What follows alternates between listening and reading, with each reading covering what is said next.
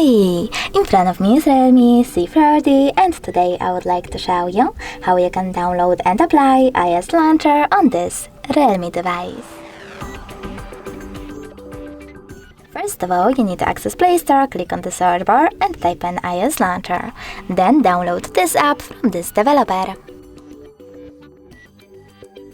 Now, after opening it, you need to choose while using the app and allow in all of those pop-ups.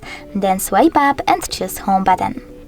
Following that, you need to choose iOS Launcher over here, click on Always and tap on Got It.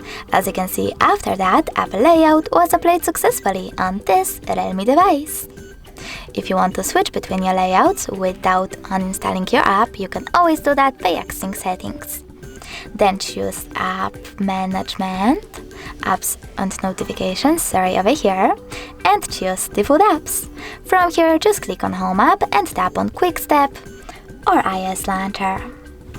Thanks so much for watching. If you enjoyed this video, don't forget to leave a like, comment, and definitely subscribe. Bye!